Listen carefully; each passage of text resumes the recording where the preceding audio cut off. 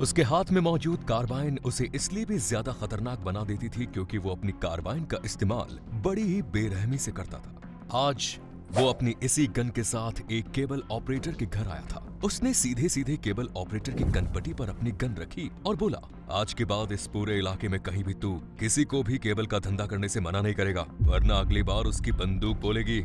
इस धमकी के बाद उस व्यक्ति ने केबल ऑपरेटिंग के फील्ड में किसी और को काम करने से कभी नहीं रोका, क्योंकि उसे जिस व्यक्ति ने धमकी दी थी वो किलिंग मशीन की तरह लोगों को मारा करता था। उसका नाम था दिलीप बुआ। आइए जानते हैं इस वीडियो में दिलीप बुआ की लाइफ की इनसाइड स्टोरी। अंडरवर्ल्ड की दुनिया में एक से बढ़कर एक खतरनाक क्रिमिनल्स हुए हैं जिन्होंने अपनी क्राइम हिस्ट्री में society, police, law and order को अपनी जेब में मानकर अपराध किया, और ऐसा ही एक अपराधी था दिलीप बुआ। अगर आपने film shoot out at Lokhandwala देखी होगी तो उसमें माया डोलस के सबसे करीबी लोगों में दिलीप बुआ भी शामिल था। इस फिल्म में विवेक ओबरॉय ने माया डोलस का कैरेक्टर प्ले किया, जबकि तुषार कपूर ने दिलीप बुआ का किरदार निभाया था। दिलीप बुआ कभी दाऊद इब्राहिम के दुश्मन रामा नायक का खास शूटर होता था, लेकिन फिर इसने अपना पाला बदला और एक समय में डी कंपनी के लिए काम करने लगा। लेकिन फिर बदलते समीकरण ने इसे कुछ ऐसा उलझाया कि बताया जाता है इस खतरनाक क्रिमिनल के एनकाउंटर के पीछे पुलिस को दाऊद इब्राहिम से मिला इनपुट रहा। इसके अलावा पब्लिक डोमेन में दिलीप बुआ के बारे में बहुत ज्यादा इन्फॉर्मेशन नहीं है, लेकिन हम आपके लिए इस इनसाइड स्टोरी में इससे रिलेटेड डिटेल इन्फॉर्मेशन लेकर आए हैं। तो आगे बढ़ने से पहले हमारे इस डिजिटल जर्नी में हमारे साथ चल रहे साथियों से कहना चाहते हैं कि जिन लोगों ने अभी तक हमारे चैनल को सब्सक्राइब नहीं किया, वो सब्सक्रिप्शन का बटन दबाकर नोटिफिकेशन बेल को जरूर ऑन कर लें, ताकि हमारे आने वाली वीडियो बिना किसी रुकावट के वो देख सके। दिलीप बुआ के जन्म के बारे में कहा जाता है कि कांजुरमार्ग के कांजी में साल 1966 में इसका जन्म हुआ, लेकिन इसके बर्थ प्लेस को लेकर कुछ लोगों का ये भी कहना है कि इसका जन्म कुर्ला वेस्ट के निकट सोना लेन स्थित प्रीमियर कॉलोनी में हुआ। उसकी फैमिली में माता पिता के अलावा कुल 4 भाई थे। भाइयों में ये दूसरे नंबर पर था। इससे छोटे 2 भाई और थे। फैमिली का लिविंग स्टैंडर्ड काफी पुअर था। इसके साथ ही जिस एटमॉस्फेयर में वो रहता था, उसके आसपास क्रिमिनल एक्टिविटी होती रहती थी। भांडुप, विक्रोली, घाटकोपर जैसे इलाकों में अंडरवर्ल्ड की एक्टिविटी होती ही रहती थी। उसको बचपन से ही क्रिमिनल एक्टिविटीज भरा माहौल मिला और आगे चलकर वो खुद भी उसी माहौल में ढल गया। अंडरवर्ल्ड के सबसे खतरनाक शूटर रहे दिलीप बुआ की ये कहानी दोस्तों आगे भी जारी रहेगी, लेकिन जिन्होंने अभी तक चैनल को सब्सक्राइब नहीं किया है, जल्दी से चैनल को सब्सक्राइब कर लें। दिलीप बुआ ने अपनी क्राइम कुंडली में अपराध का रिकॉर्ड काफी छोटी उम्र से ही शुरू कर दिया था। जिस एरिया में ये रहता था, उस इलाके का surrounding area Bhandup, Vikhroli, Ghatkopar underworld की एक्टिविटीज के लिए जाना जाता था। अंडरवर्ल्ड के बड़े बड़े क्रिमिनल इसी एरिया से अपनी गैंग को ऑपरेट करते थे। उस समय छोटा राजन, अशोक जोशी जैसे खतरनाक लोग भी इसी इलाके से अपनी एक्टिविटी को कंट्रोल करते थे, और यही वजह थी कि वहाँ का माहौल भी क्रिमिनल को सपोर्ट करता था।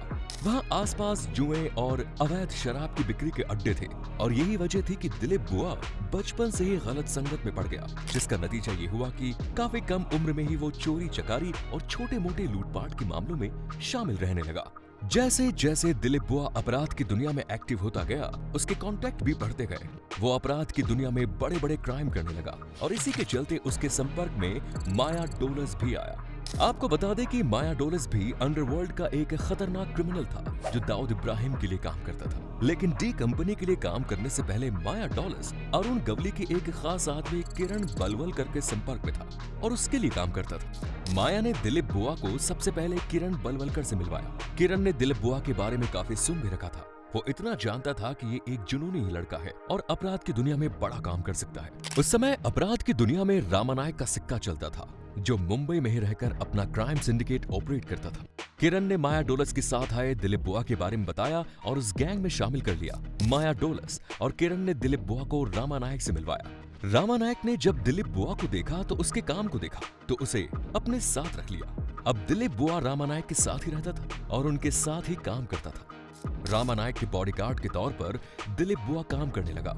ये बात है साल 1984 और 85 के बीच की, जिस समय रामा नायक दिलीप बुआ को अपना खासम खास बना चुका था। माया डोलस और दिलीप बुआ दोनों एक साथ रामा नायक के लिए काम करते थे। दिलीप बुआ इस समय अपनी फैमिली के साथ ही रहा करता था और फैमिली मेंबर देखा करते थे कि किस तरह उनका ये लड़का अपराध के रास्ते पर जा रहा है, वो बिगड़ रहा है। उनको ये बात अब जाकर समझ में आ चुकी थी कि यहाँ के माहौल की वजह से ही उनका ये लड़का क्रिमिनल बनता जा रहा है और इसीलिए उन्होंने डिसीजन लिया कि वो अपने इस घर को यहाँ से कहीं और शिफ्ट कर देंगे ताकि बच्चे को एक अच्छा माहौल मिले और वो अपराध का रास्ता छोड़कर सामान्य जीवन की तरफ बढ़े। इसी बात को ध्यान में रखते हुए दिलीप बुआ के परिवार वालों ने अपने घर को न्यू तिलक नगर कॉलोनी में शिफ्ट कर दिया।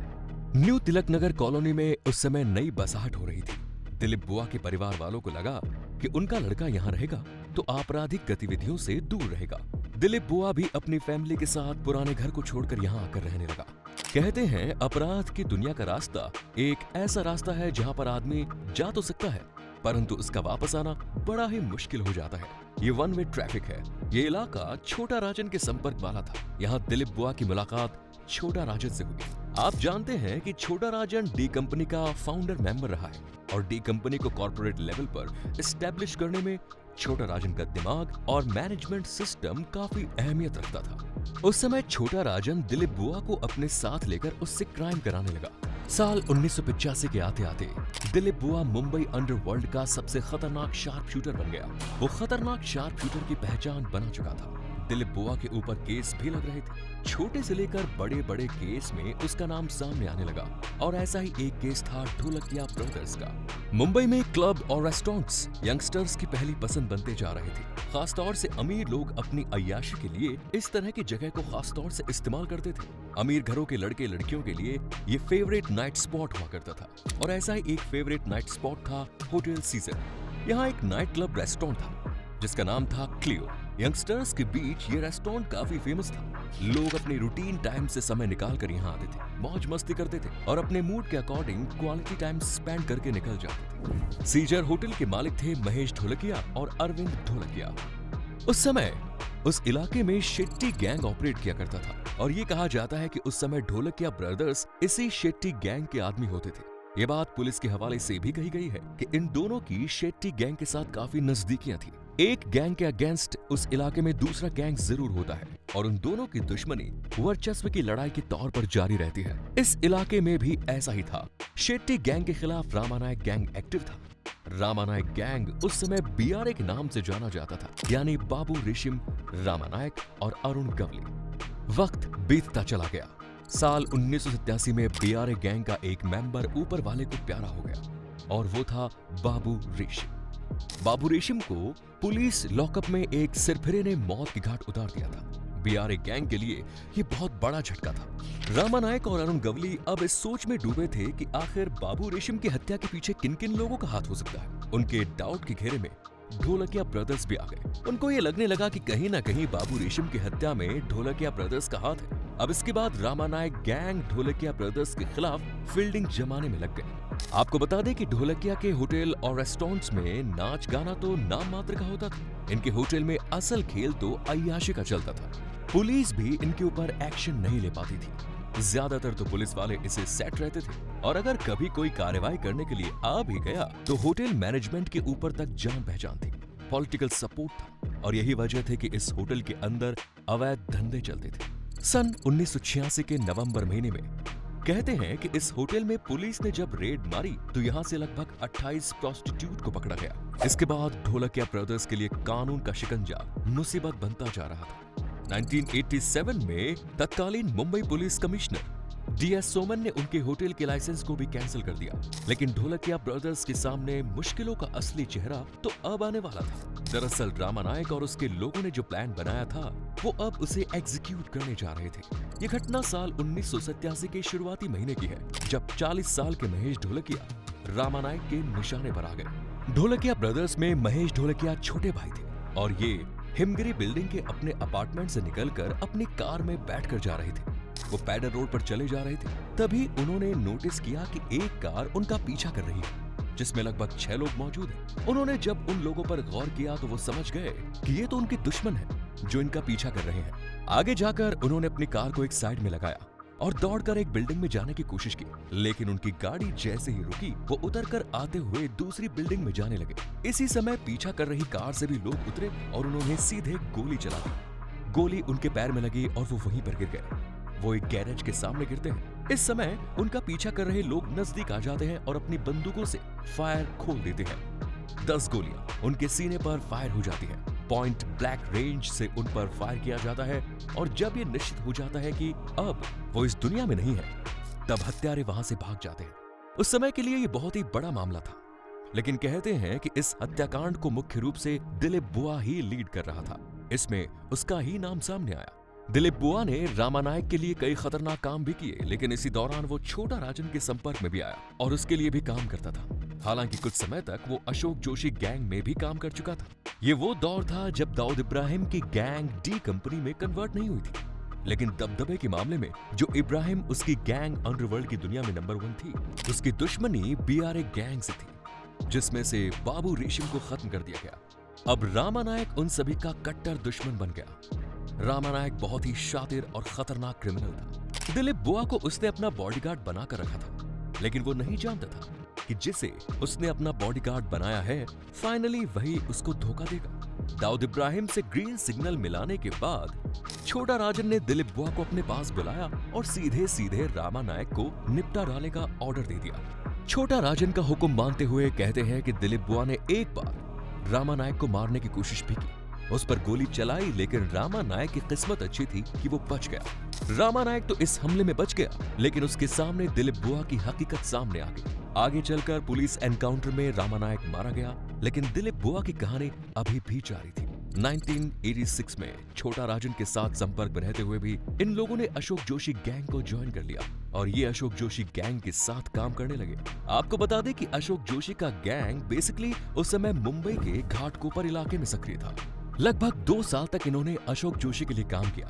इसके बाद नवंबर 1988 में इन्होंने अशोक जोशी गैंग को छोड़ने का फैसला कर लिया। अपना इंडिपेंडेंस गैंग बनाएंगे, ऐसा कहकर ये अशोक जोशी गैंग से बाहर निकल गए और इनके साथ 3 और लोग भी अशोक जोशी गैंग को छोड़कर चले गए। लेकिन इसके अंदर की कहानी ये थी कि ये अब पूरी तरह से डी कंपनी के लिए काम करना चाहते थे, क्योंकि ये लगातार छोटा राजन के संपर्क में थे। इन लोगों ने अशोक जोशी का गैंग छोड़ इसके लगभग 20 से 25 दिन बाद पनवेल हाईवे पर अशोक जोशी पर एक अटैक हुआ और उसमें अशोक जोशी की हत्या हो गई। बेसिकली मुंबई में अब यही एक ऐसा गैंग बचा हुआ था जो कि डी कंपनी को टक्कर दे सकता था। कहते हैं कि छोटा राजन ने दुबई में बैठकर अशोक जोशी गैंग को न्यूट्रलाइज किया। डी कंपनी का रास्ता साफ करने में दिलीप बुआ का बहुत बड़ा हाथ था।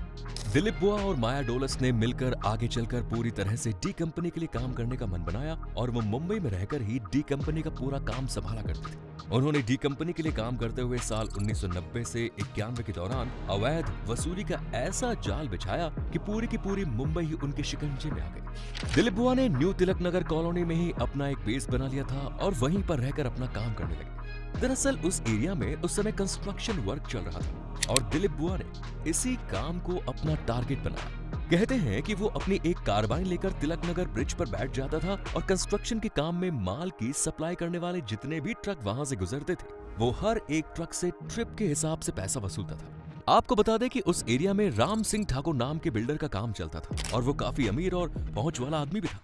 इसके बावजूद दिलीप बुआ की दिलेरी के आगे उसकी लाई लूट गई और उसने दिलीप बुआ को पैसे देना शुरू कर दिया। इस समय न्यू तिलक नगर कॉलोनी में जादव नाम का एक व्यक्ति केवल व्यवसाय करता था। आपको बता दें कि केबल टीवी नेटवर्क का ये नया दौर था और केबल ऑपरेटर्स के भीतर इस बात को लेकर कंपटीशन था कि किसका नेटवर्क ज्यादा से ज्यादा लोगों तक पहुंचता है, क्योंकि उसी हिसाब से उनकी कमाई होनी थी। एक और लड़का भी अपना केबल का काम करना चाहता था, मगर जाधव ने अपने उसे धमकी दी कि इस इलाके में काम नहीं करना है। इस बात को लेकर वो नया लड़का एक दिन दिलीप बुआ के पास गया और उसे अपनी परेशानी बताई। कहते हैं कि दिलीप बुआ ने यादव की कनपटी पर कार्बाइन रखकर उसको फाइनल वार्निंग दी कि इस एरिया में किसी को भी काम करने से रोका तो अगली बार कार्रवाई से गोली भी निकलेगी। कहते हैं कि इसके बाद जादव ने अपने इलाके में काम करने से किसी को नहीं रोका। न्यू तिलक नगर में ही अपना अड्डा बनाकर अब दिलीप बुआ काम कर रहा था। इसके साथ ही वो माया डोलस के साथ मिलकर डी कंपनी के लिए भी काम करता था। 90 के दशक में सिचुएशन ये हो गई कि इन लोगों ने पूरी मुंबई में अपने नाम का तहलका मचा दिया और देखते ही देखते ये पुलिस की आंख की किरकिरी बन गए। इन लोगों के खतरनाक कारनामों का अंजाम ये हुआ कि पुलिस पर इस बात का प्रेशर पड़ने लगा कि अब वो किसी भी तरीके से इन लोगों को या तो न्यूट्रलाइज करे या फिर अरेस्ट। दूसरी तरफ ये लोग इतने ज्यादा ओवर कॉन्फिडेंट हो गए थे कि इन्होंने कंपनी के लिए काम करने के साथ साथ खुद का काम भी शुरू कर दिया। ये खुद भी अपने लिए एक्सटॉर्शन मनी वसूल करने लगे। कई बार तो ऐसा भी हुआ कि दाऊद इब्राहिम के पास व्यक्ति डायरेक्ट जाकर एक्सटॉर्शन मनी दे आया और फिर दाऊद इब्राहिम ने इनको इस बात के लिए मना किया कि उस व्यक्ति को पैसे के लिए परेशान नहीं करना है। लेकिन बावजूद इसके इन्होंने अपना काम जारी रखा और उसी व्यक्ति से भी पैसे की डिमांड करने लगे और नतीजा हुआ कि दाऊद इब्राहिम की डी कंपनी ने माया डोलस और दिलीप बुआ के सर से अपना हाथ खींच लिया। इसके साथ ही अब वो माया और दिलीप की लोकेशन और सीक्रेट्स इंफॉर्मेशन पुलिस के साथ शेयर करने लगे, जिससे ये पता लगता है कि अब वो पुलिस की मदद से इन दोनों को निपटाना चाहते हैं। हालांकि ये बात पूरी तरह से साबित नहीं हुई है, लेकिन पब्लिक डोमेन में ये बात मौजूद थी। ये वही दौर था जब मुंबई पुलिस ने एटीएस का गठन किया और इसका उद्देश्य था कि अंडरवर्ल्ड में मौजूद क्रिमिनल्स को न्यूट्रलाइज करना। साल 1991 में एटीएस को यह इनपुट मिला कि मुंबई की लोखंडवाला कॉम्प्लेक्स में मौजूद स्वाति बिल्डिंग की ए विंग में दिलीप बुआ और माया डोलस फिरौती को लेकर एक मीटिंग करने जा रहे हैं। जानकारी के मुताबिक ग्राउंड फ्लोर पर मौजूद थे। एटीएस की टीम ने फील्डिंग जमाई और उसे टीम को ए खान लीड कर रहे थे। कहते हैं कि पुलिस टीम ने इन लोगों को सरेंडर करने के लिए कहा, लेकिन दूसरी तरफ से फायरिंग शुरू हो गई। विशेष रूप से दिलीप बुआ की कार्बाइन का बेस्ट दरवाजे को छेदता हुआ बाहर निकला तो पुलिस के भी हाथ फूल गए। दोनों तरफ घंटों तक गोलीबारी चलती रही और नतीजा ये हुआ कि दिलीप बुआ और माया डोलस इस एनकाउंटर में मारे गए। हालांकि इस एनकाउंटर में आगे चलकर पुलिस की टीम पर भी सवाल उठे। कहते हैं कि दिलीप बुआ और माया डोलस के पास 70 लाख रुपए भी बरामद हुए, मगर पुलिस की टीम ने उसे शो नहीं किया। ये सब कहने की और समझने की बातें हैं। फिलहाल तो हमारा आज का वीडियो यहीं समाप्त होता है। आपको पसंद आया तो लाइक करें, शेयर करें और चैनल को जरूर सब्सक्राइब करें। धन्यवाद।